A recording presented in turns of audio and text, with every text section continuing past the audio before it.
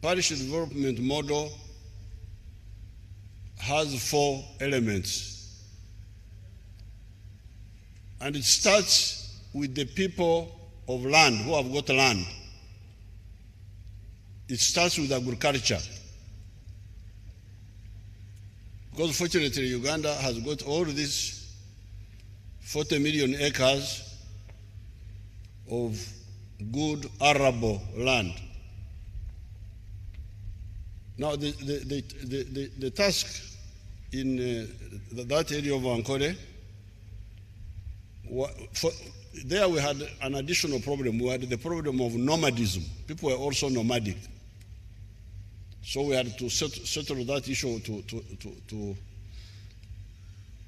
expose to them the mistake of nomadism.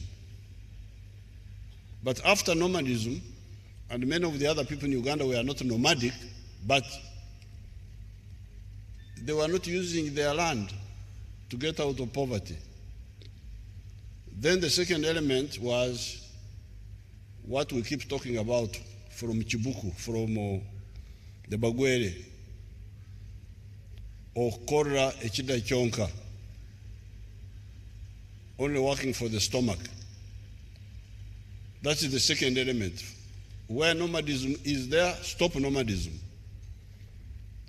Secondly, if you have got land, agricultural land, don't only work for the stomach, for eating only. Teach me each keken, as they say in Luo. Also work for the pocket, food security and income. Work for the stomach, but also for the pocket. But number 3, do so with a chivaro. A chivaro, chura, as they say in Luo, or Aymar in Ateso. And then, number 4, the government should then help you once you are clear about the other 3. But number 5, once you wake up and start earning money, then there's the problem of backward inheritance practices, where when the head of the family dies, the children destroy the property with physical division instead of dividing what comes from the land and not the land itself.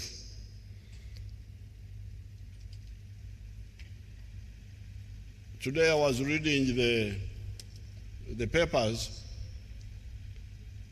and I saw the son of our late comrade, President Mike Baki. I don't know whether you read it, it was in the papers, who was giving a speech in Nairobi the other day,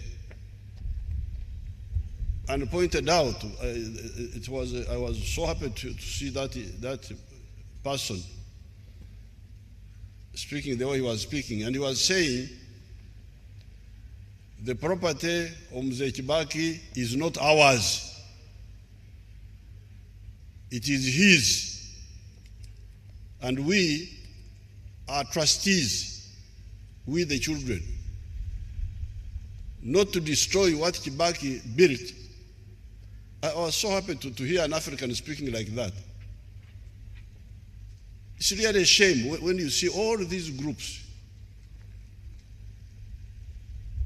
You look at the Europeans, a man like Henry Ford died long ago,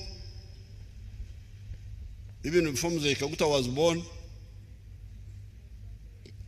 But the wealth he left is now bigger, much bigger than what he left. But Africans here are like ants. Enkuyege. akatono n'omugenzi kalese bakalya ne bakamalawo. Shameful, disgusting.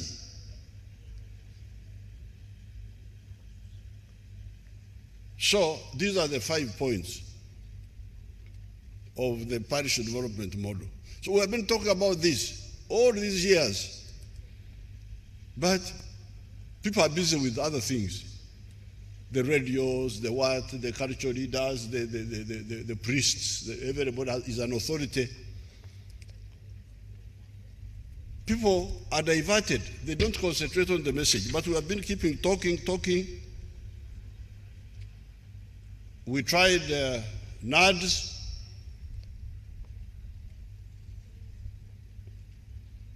It did some little work, but with NADS you end up again with the local elite. People are a bit by Nasomako. They are the ones who benefit from all these programs we send, like NADS. Then we brought Operation Wealth Creation. But Nasomako, CJ the other day coached me that in law they are called Jomukwano, the one who are a little bit educated. But we don't want only Jomukwano, we want everybody.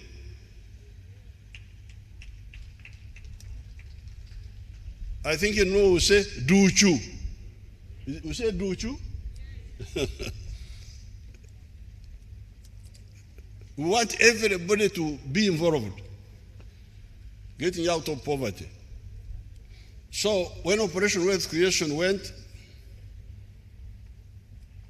they did something, but that's why the percentage you hear.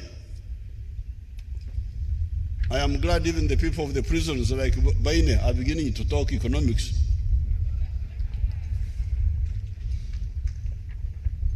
Because I heard him talking some economics. Not only arresting people and keeping them there, but also some economics. That's why you hear that abakorera chida kyonka teach me each keken. The percentage has dropped from 68% in 2013 when Operation Wealth Creation started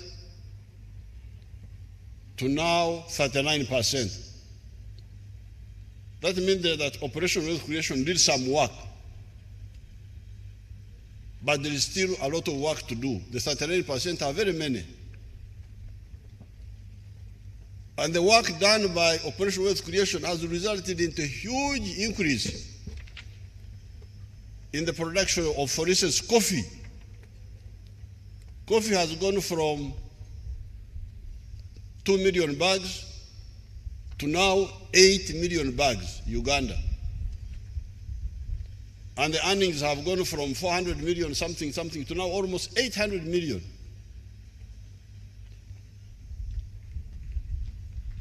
$800 million. And that is that work done by Operation Wealth Creation. The same for maize, production of maize. The production has gone up.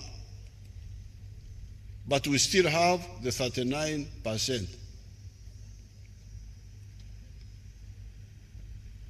Therefore, the parish development model has a different, in all these other efforts, first of all, before our time, no government was giving money to the people to get out of poverty. Getting out of poverty was everybody's private business. You had to you had to look after yourself. Government was bringing peace. If you wanted to get out of poverty, that was your issue.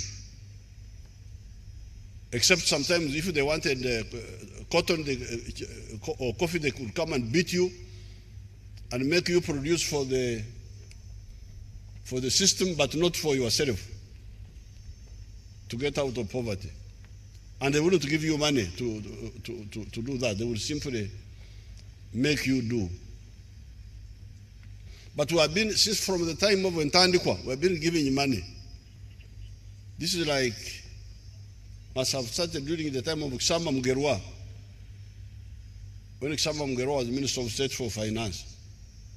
We started giving you Ntandikwa, then prosperity for all, then money from the government. But all this time, the responsibility is taken by the government officials. They are the ones who select who is to get money or planting materials or breeding stock. Abakungu ba government bebasalawo ani anafuna ate ebyokozesa binavaawa. The government officials were the ones deciding who is to be allocated and where would these materials be bought from and at what price. So that's what caused some confusion. Even with Operation Wealth Creation, I started hearing wananchi saying, bega bila boka, meaning these officers of ours whom we had sent had also become localized. They were giving to their friends, to themselves. Some of them even, I hear, started getting involved in having seed beds.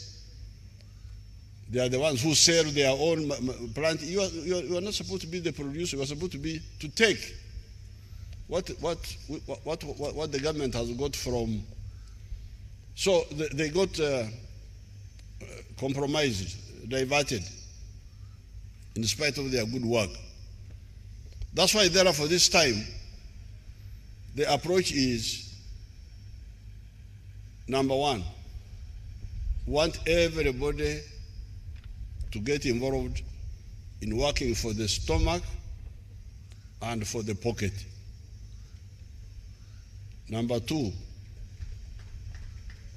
but to do so with the chibaro, with the chibaro chura, which means you select among the enterprises that we have already identified that can make good money, even if you do them on a smaller scale. We have the activity, there are like 7 of them: coffee, fruits, small zero grazing, dairy farming, food crop, poultry for eggs, piggery, fish farming. Now some people are adding some other things like macadamia and avocado, but for me these last two I have not yet calculated them, although I'm told that they are very good, but we shall calculate them and then speak firmly to you. But the 7, we are sure about the 7. Now, this is for intensive farming. There are other crops which the country needs, like cotton, like sugarcane, like ranching. Me, I am a rancher. I have indigenous cows, like tobacco, even maize, even tea. These are crops which can only make money, or activities which can only make money if you do them on a big scale. So those ones should be done not by these people who have got 4 acres or less, but by we, the big farmers. Like myself, I can do for you all those things you want. If you want cotton, I can grow it for you.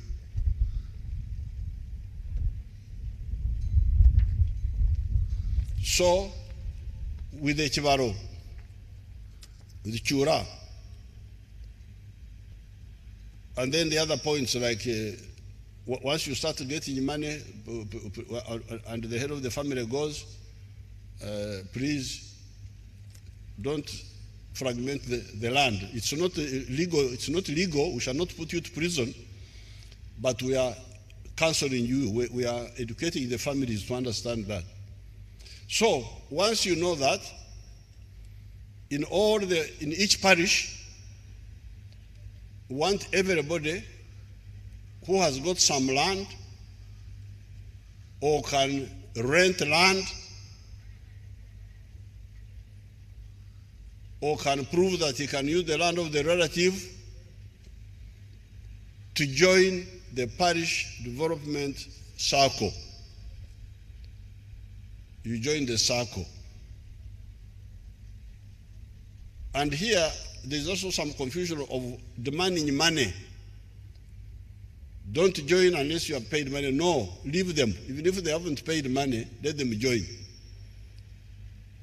As long as they prove to you that they have got to the circle now, that they have got where they can do agriculture,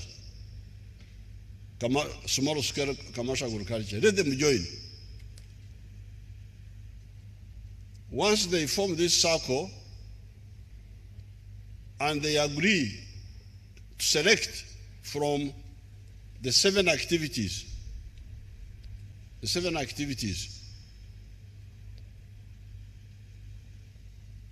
for the other ones, I think we should have a separate program. For the other cotton and so on and so forth, I think we should have a separate program.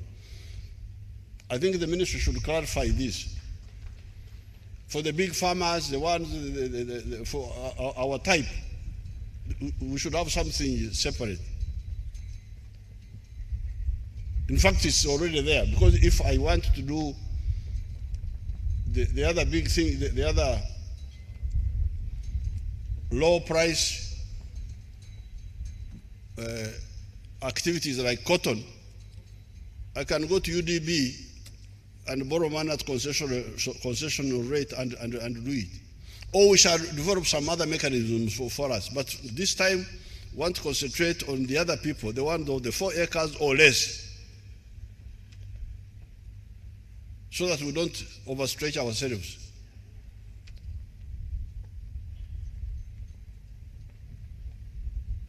Now, so the money, this financial year, we are sending 17 million shillings to each parish. But in the next budget, we want to send 100 million to each parish. The budget coming in July. And the money will be sent to the circle. So it will be the circle government, the circle leadership, elected by them, not by the other parish development committee. The one of the chief of the parish chief and so are not the ones who are going to get this money. Those are just supervisors. But the money will go to the stakeholders themselves, to the barimi balunzi ab'omulukogo, the farmers who are members of the circle. It will go to their account. They are the ones to decide who should get first and where will they buy the materials from. So this bureaucracy of NADS, the one of Mugasha, is out now. I don't know what they will do. Maybe they will do some consultancy or some what. So the who to get and the where to buy will be done by the government of the SACCO, elected by the people themselves, by the SACCO members themselves. Not even the parish development model, because I don't want them to be involved. Let them just supervise. So that is when we talk of the parish development model, that's what we are talking about. And when we do that, because there are people who have already listened to our message, this message of 60 years, I have been involved in this for the last 60 years. And in some areas we have succeeded. Like in the Cattle Corridor, people are quite rich now because they listen to our message, although they still have other things to do. But even with the semi transformation, they are very rich. And in some other areas like Ruengaju, near Fort Portal, people have woken up and got this message. And this is where the issue of Owere comes now, and his group. Workers. How many are you? Owere, come and tell us how many you are. How many members do you have? Come and tell us on the microphone there.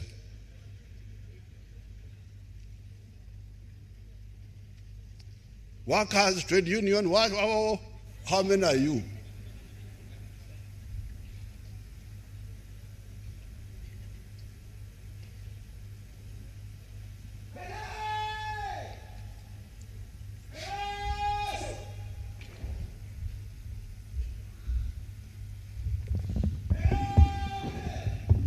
Your Excellency, in trade union we have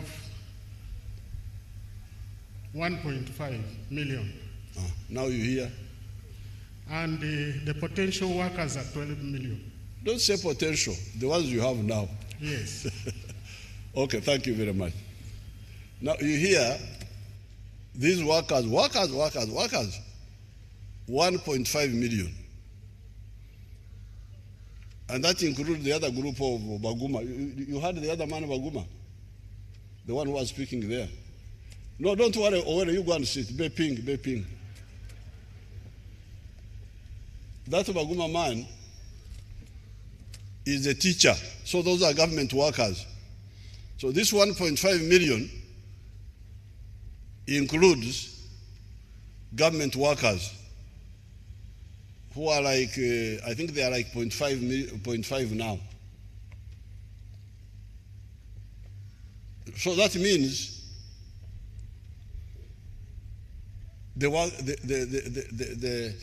and there's also another confusion.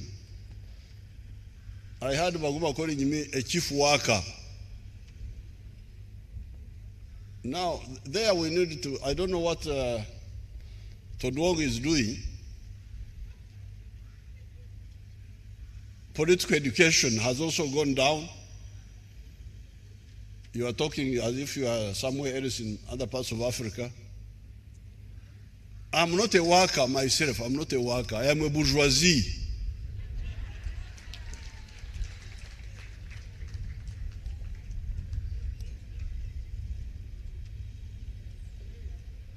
I am part of the middle class.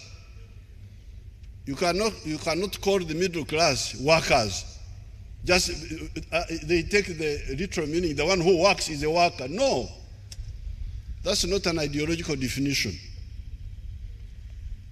Of course I work, but I'm not a worker. I work as a member of the middle class. And the middle class has got categories. You have got the bureaucratic bourgeoisie, like these civil servants. Civil servants are bureaucratic bourgeoisie. The teachers like Baguma, those are petty bourgeoisie.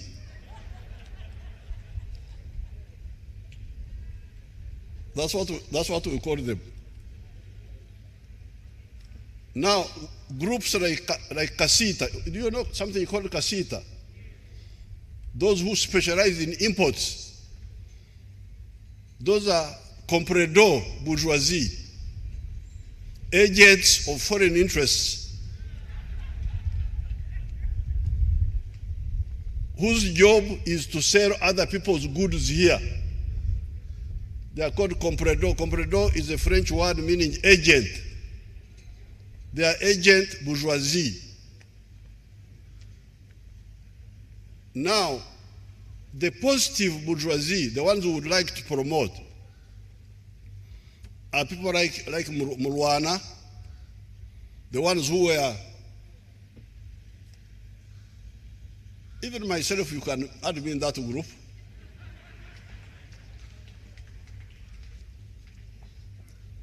Are the ones we call the national bourgeoisie.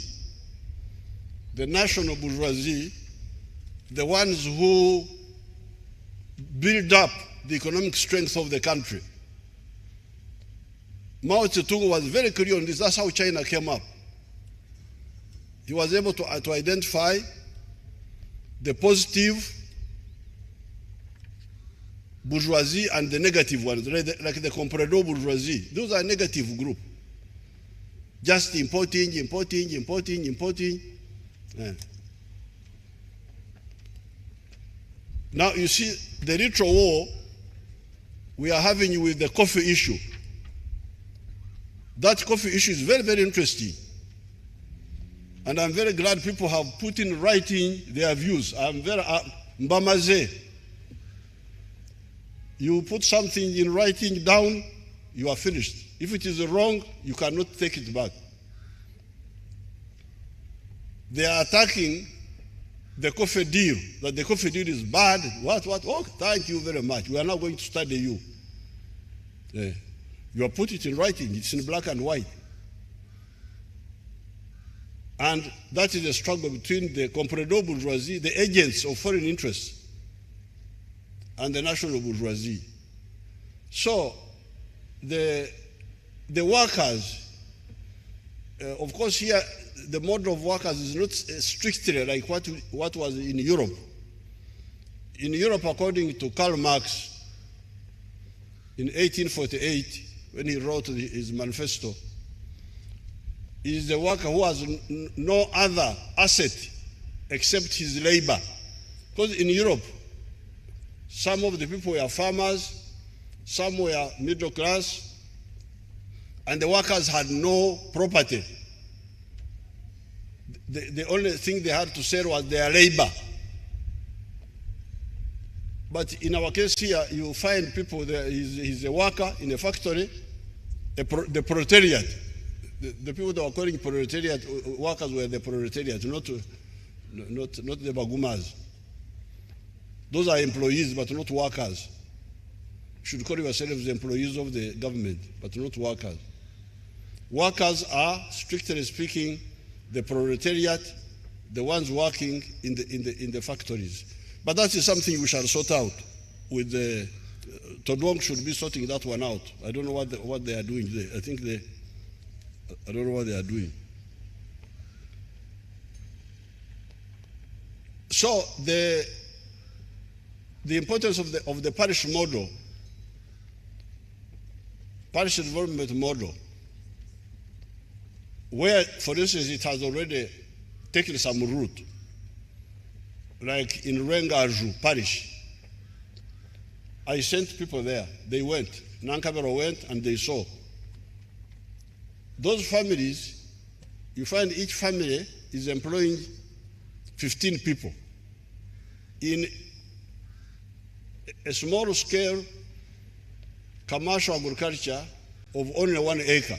15 people working in that enterprise. Uganda has got 43 million people. If you take an average that there are 5 people in a home, that means we are 9 million families. Let's assume that 5 million of them have land, 1 acre or 2 acres or 3 acres or 4 or more. If each one of these 5 million listens to our message and goes into this small scale commercial farming with the chibaro, with the chura. Even if he employs 10 people each, that is 50 million jobs. We shall have so many jobs here that we shall have no people to do them. We'll have more jobs than the population. So that's why I'm very happy. They had prepared a speech to come and read. I said, no, I don't need a written speech. I have my mission in my head. So I will tell you about my mission. So I was very glad. I was very glad to hear that Beta Mongi and Owere and others had, in their wisdom, as we say in our own speaking, made the parish development model the theme of this Labor Day. Thank you very much. Apoyo Mater. If we do this, we shall have so many jobs, we shall have nobody to do them. We shall have to import labor from other countries, like as happened in the past. Because these are 50 million jobs. Now, of course, in order for this to work, the government has already put some things in place. There is peace in the country. All these little things that are happening will be sorted out, like this Karamojong, whom I keep hearing. They will be sorted out. Peace is here to stay. Infrastructure, the roads and the railway and the electricity. We have now more electricity than is being consumed, but we have already signed an agreement with a group to do Ayago. That would add another 840 megawatts on the power supply. So, with infrastructure, the investors will come in, the factories will come in. And now, apart from the jobs in the agricultural sector, for me, I think we can create 50 million jobs in the agricultural sector. The other day, I was at Raktura with my daughter, who is my managing director now, and I found 44 workers there in Raktura. And Raktura is not fully used, it is semi-used. So this, we can create, for me, I think we can create a minimum of 50 million jobs through agriculture alone. But if you have got agriculture, you must process what is produced. Otherwise, it will be a problem. And you can see the example, like in our area, Busoga, Abebekado, growing, then processing. There is pressure to have more processing capacity. If you go through Ruero, you will see a lot of pineapples, Kayunga, Masaka, a lot of pineapples. There is now pressure to have processing. The coffee, pressure for processing. Even the tea, I get the demand, more factories. So the milk, once milk went up, factories also increased. So the production in the agricultural sector would demand more processing capacity, and that will create more jobs in the factories. And transport, vehicles to take the thing to the market, the services, all the sectors will expand. So therefore, please take this idea of the parish development model as very, very important.